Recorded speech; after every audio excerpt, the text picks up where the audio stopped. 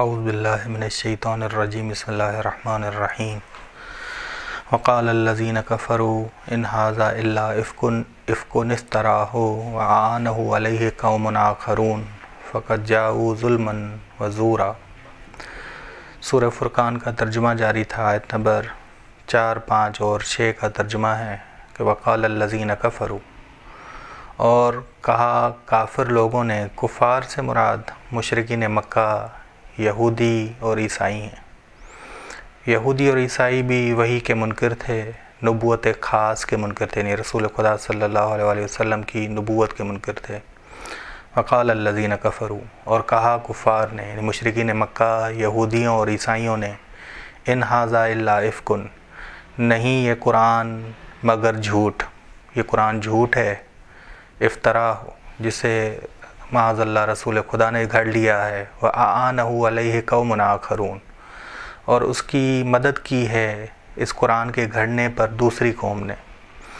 دوسری قوم سے مراد کہتے تھے کہ جو اہل کتاب میں سے یہودی اور عیسائی جو مسلمان ہوئے، انہوں نے مدد کی ہے گھڑنے پر، معاذ اللہ۔ رسول خدا نے بس ان سے معاہدہ کیا، محمد صلی اللہ علیہ وسلم نے ان سے عہد و پیمان کیا، تبھی انہوں نے اس کی مدد کی، ان یہودیوں اور عیسائیوں نے جو مسلمان ہوئے، اور جھوٹ گھڑنے میں مدد کی اس کی، اور انہوں نے محمد صلی اللہ علیہ وسلم نے جھوٹ گھڑ دیا، حالانکہ معاذ اللہ یہ اللہ کا کلام ہے قرآن۔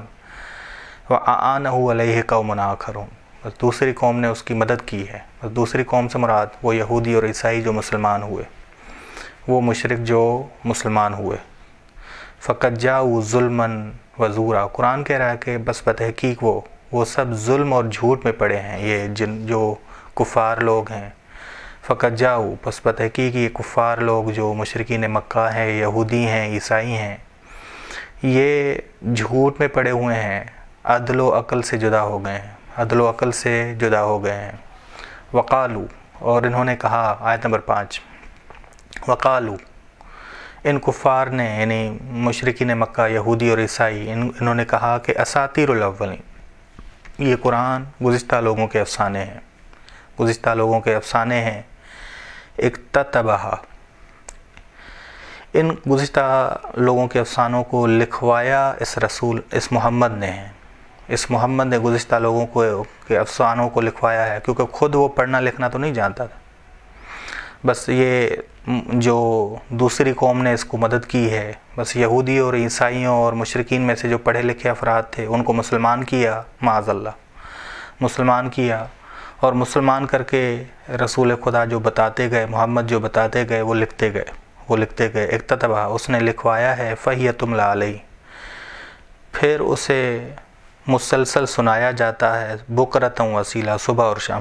صبح اور شام سے مراد مسلسل ہے کہ مسلسل اسے سنایا جاتا ہے، جو لکھتے ہیں وہ لوگ وہ سناتے ہیں کہ ہم نے یہ لکھ دیا ہے، بس وہ مسلسل اسے جو لکھا ہوا ہے وہ سنایا جاتا ہے، بکرۃ و اصیلا، صبح اور شام۔ صبح اور شام سے مراد مسلسل۔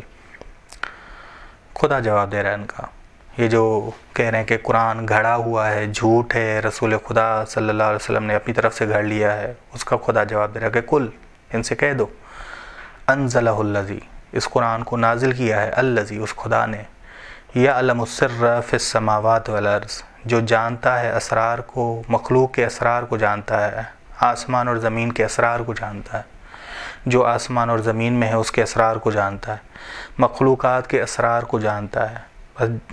جو اس جہاں کے اسرار کا صاحب ہو، اس جہاں کے اسرار کا صاحب ہو، وہ پورے جہاں کے اسرار کے بارے میں قرآن کے ذریعے علم دے رہا ہے، قرآن کے ذریعے اسرار کا علم دے رہا ہے، اسرار کا علم دے رہا ہے۔ بس کل، کہہ دو، انزلہ الذی، اس قرآن کو اس نے نازل کیا ہے جو جانتا ہے آسمان اور زمین کے اسرار کو، بس وہ بتائے گا کہ کیا چیز حلال ہے، بس وہ بتائے گا کہ کیا چیز حرام ہے، وہ بتائے گا کہ کیا چیز پاک ہے، بس وہ بتائے گا کہ کیا چیز نجس ہے، مثلا خنزیر نجس ہے، بکری پاک ہے، ٹھیک۔ انہ کان غفورا رحیما، بے شک وہ بہت بخشنے والا، نہایت رحم کرنے والا ہے، بس کیا برائی ہے کیا نیکی ہے وہ بتائے گا۔